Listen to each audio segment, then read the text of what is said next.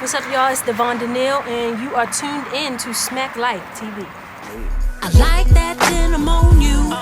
Pick me up in the afternoon, and we can chill until Sunday morning. If that's cool with you.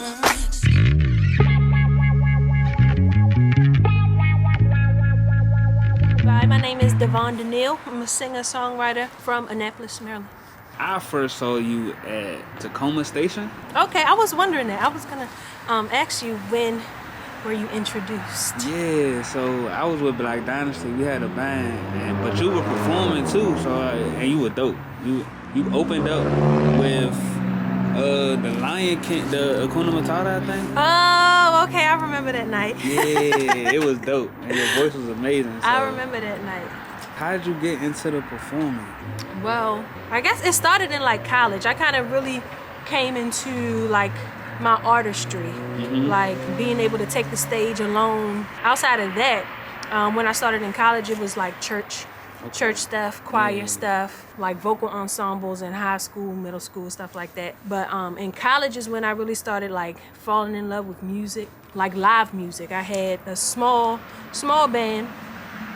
Always wanted like live instrumentation behind me. Right. So I had just like keys and drums in college, and then when I came home and graduated, I'm like started getting on the scene in Baltimore, DC, and I'm like, I want a band. And so it just kind of grew from there. Musicians, if you in a band, or we're in a band, so you know how it go. Musicians, come in and out until I got like that core group of musicians that we just kind of click. So who were some of your influences growing up with the music? Growing up, I really like, and I guess you will be able to hear that. People hear that in my presentation, but like all the neo soul greats. So Erykah Badu, Jill Scott, D'Angelo, Bilal. And I was just thinking about on the drive today, like Amy Winehouse. I think she inspires more of us than we give her credit for. Just because like her subject matter, number one, she classified herself as a jazz singer. Nobody does that.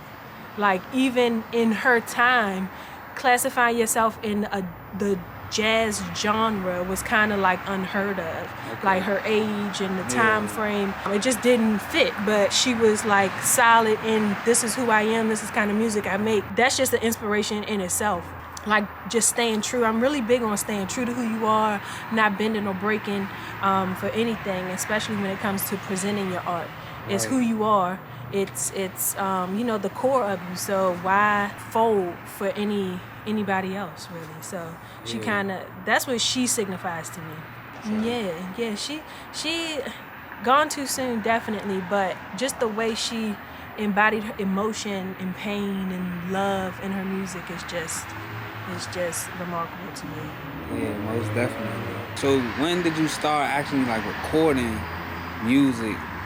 I recorded my first song in a dorm room. Hey, in a dorm room. Wait, where you graduate from? I went to Wesley College in Dover, Delaware. Okay. Got to keep the name alive at Wesley College, the dub, like 5 minutes away from Delaware State University. And shout out to HBCUs, absolutely, but it kind of breaks my heart that Delaware State actually acquired the Wesley College campus.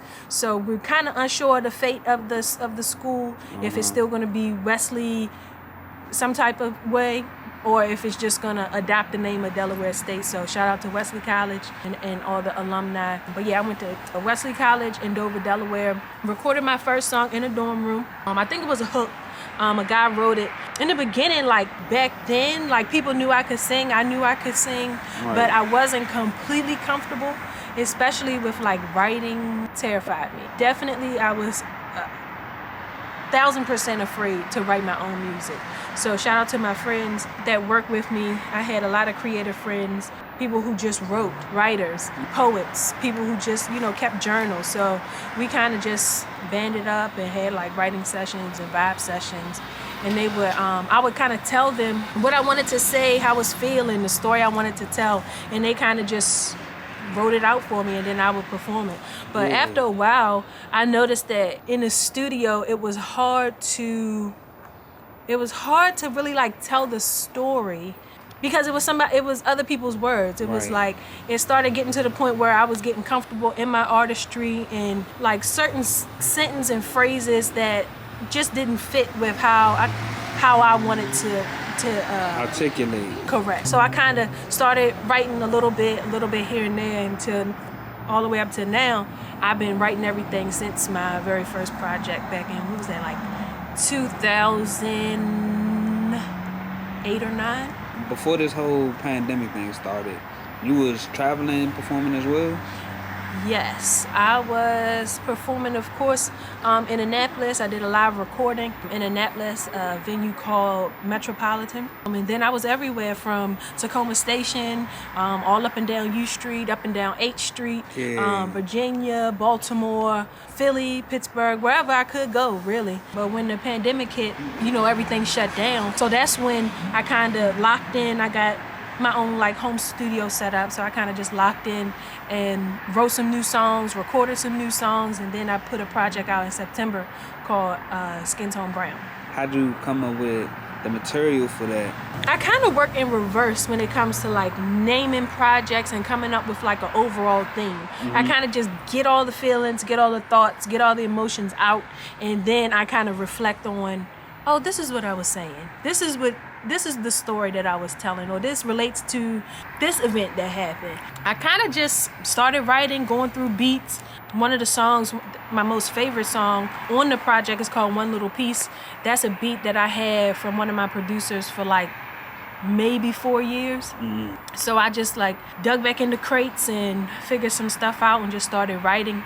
And the name Skin Tone Brown came about because from March, of course, today, is 1 year since the murder of Breonna Taylor, and then the George Floyd thing. All of these things were coming up: social injustices, racism, everything in the media. In my music, I don't really touch on a lot of that kind of stuff. Right. So I make love songs and feel good stuff and heartbreak and stuff like that. So I wanted to kind of speak to that overall theme, but not like harp on the why does the world hate black people? Right. So I kind of wanted to make my statement in the title of my project. So I called it Skin Tone Brown, which to me is just a celebration of black people, a celebration of black women. So that's how I kind of came to that. And then the overall sound of the project is so close, if not spot on, to the music that I want to make. Like as the years go on and I grow in my artistry, it's like each project I get closer to my sound. You know, people always talk about like finding your sound and how do you describe it. And I always said R&B, I always said, you know, neo soul, but I don't always feel like the music that I was putting out kind of hit that spot on. Mm-hmm. But this project, I feel like I really embodied like who I want to be as an artist, how I want people to look at my sound and identify my sound. So that's pretty much how Skin Tone Brown came about and the overall feel of it. So when you perform, it's a live band situation? Yeah, I do both. If I had the choice, I always would perform with a live band. It's just so freeing. It's such like a free space. Whereas when I perform with tracks, it's like you gotta stick to, if the song is 2 minutes and 58 seconds, you got 2 minutes and 58 seconds. Right, you can't rock out. Correct, and that is what I do. If you give me 30 minutes, we might do 3 songs. Cause like we vibe and vamp and Definitely. Solos, like guitar take it, sax take it, get a drummer sound, like we just have a ball. So if I had my choice, I would always perform with a live band. But of course, space, budget, schedules doesn't always allow. So I do perform with tracks. It's just not my preference. How y'all usually practice? We practice sometimes. In a couple, and I'm terrible with time frames, so forgive me. I want to say maybe a year and a half, 2 years ago, I had the opportunity to open for Babyface at Maryland Live Casino. So we definitely practiced for that. We wanted to make sure everything was tight, but really we are just so familiar with our material that sometimes like I just send out a list like, y'all, this is what we doing. And I got this thing like, I don't like to over rehearse.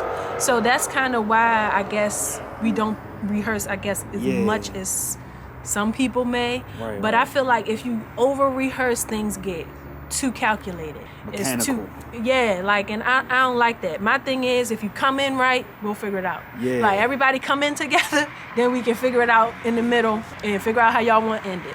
But the beginning and ending is most important. And then everything that happened in the middle, I say, we leave it up to the Holy Ghost. Yeah. I'm not gonna lie, you give Big Erica Badu vibes. It's probably the hat. Nah, even when you perform, you know, like her band, they don't really practice like that too, but they crank Yeah. out when they go to play. It's like a chemistry thing. Like, Yeah. and my musicians and my network of musicians that I reach out to, we all just click. We all just click. They know they know I'm not gonna know when to come in. They know I'm not gonna know my notes. So the keyboard know, like the drummer knows to give me like a pop Yeah. in the intro. The keyboardist knows to give me my note. So it's like we just click. Yeah. We just click for real. You play instruments as well? I do. I play keys a little bit. And I always say a little bit. I've been playing for a while, but I haven't really polished my skills to where I'm comfortable playing like out. I never play when I'm live. I play like in church. I play in church, but yeah, I let everybody else take it over when we do shows. What's your goals with your music? Where you want to see the music go? I would love to tour. I would love to be able to live comfortably, like just doing music. I don't really have a desire to be like, I can't walk down the street without people going crazy. But I just want to be respected as a creative, a writer, just an overall solid artist. Like, even through the pandemic, I've always known how to, I won't say always, but along the way I've learned how to, cut my own vocals. I use Logic on the MacBook. Yeah, shout out to Logic. It's super easy for me. A lot of people say Pro Tools is easier. So I just like to be like well-rounded. I've been shooting and editing videos. I started with myself because, you can't always depend on people. That's a fact. You can't always depend on people. I don't like asking. So I'm like, I'm going to figure this out. And I've been shooting videos for me, my homeboy, another artist out of Bowie. So I'm kind of stretching out, getting into like the edits and everything. So I just want to be respected as an overall creative. Like, I found out a way to win. One of the football coaches at Wesley, again, shout out to the Dub. He always used to say, find a way to win. And that is one thing that kind of stuck with me over the years. Just figure it out. Find a way. You said you performed that live. You opened up for Babyface. How did that go? How did that even come into fruition? One of my homeboys that I do music with a lot, Kojo, dope hip hop artist from Annapolis as well. He kind of linked me with someone he knew and met through his travels. He travels a lot doing music and connected with a guy out of New Jersey. His fiance actually ended up being the director of entertainment at the Maryland Live Casino. Okay. And I had actually had a residency there. So the pandemic actually messed me up there as well. I was playing at different restaurants throughout the casino. Yeah. And so they would hit me up like about other major events that would go on, and Babyface just happened to be the first one. And something deep down in me just knows that it wouldn't have been the last, but COVID-19 came around and kind of stopped everything. But I was playing at the Prime Rib, a spot called David's, and then a cigar lounge at the casino. And the entertainment booking company just emailed me like, hey, are you available this date to open for Babyface? And it was just like such a casual email. And I'm like, what? Yes. Everything is canceled. I don't care what I'm doing. Church, school, work, everything is canceled. I will be there. Yeah. So yeah, it was dope. It was dope. It was a good experience to see like that large of a stage and to see how people respond. Like opening acts don't always get the most love, but I could see like, because I was doing like a mix of some of my original stuff. I did some covers. I hit Daydreaming by Aretha Franklin. I hit My Eyes Are Green, Erykah Badu. So it kind of you can see the connection. If people don't know your song, it's like not everybody is into music where they would just vibe with it. Right. Whereas, like, if you're at a Tacoma station or anywhere, like in the DC circuit, people are there because they enjoy live music and they can vibe with it. But they were there to see Face, and I understood that. So I just got up there, did my thing. I did, catch a few people vibing, and people would catch me. I was hanging out at the studio for the casino for the rest of the night. People was like, "You was the girl who opened for Babyface. You was the girl who opened, right? Y'all was so good. Y'all was so good." So it just felt good to be recognized and celebrated by complete strangers. Yeah, no Complete question. strangers. Did you get to meet Babyface? We spoke. It was quick and in passing. Like, he was in and out. But we was there for his sound check, and I saw him like past the elevator, but that was it. Yeah. As far as residencies go, like, was that your first one, and how do they work? A residency is just simply how I look at it, is like just a regular gig where somebody can find you often. Okay. So that wasn't my first one. I actually did one in Baltimore at a restaurant called Prestige, soul food restaurant. They are no longer in existence, but that was dope. I was there every Sunday.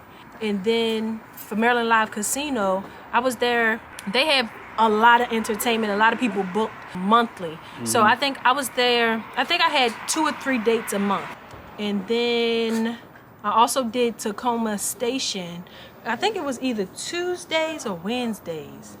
I think I was there if it was Tuesdays or if it was Wednesdays, I was there every Tuesday or Wednesday, and then they dropped it back to like every other. Mm-hmm. So yeah, just like a regular situation. Okay. Just name a couple videos they could tune into. Visuals, like I mentioned earlier, I got a couple that I have shot and edited myself. A song called Brunch from Skin Tone Brown. Another one called Peanut Butter Brown. That's kind of like a micro video that was actually shot by my homie Rich Rocket. I edited it. And a couple others you can find on my YouTube page. Of course, that's Davonne DNeil as well. All things Davonne DNeil. My name is Davonne DNeil. You can find me everywhere at Davonne DNeil. Facebook, Instagram, Twitter, everything in between. You can follow all my music, stream all my music wherever you stream music. Apple Music, Tidal, Spotify, and everything in between there as well. So tap in, Davonne DNeil.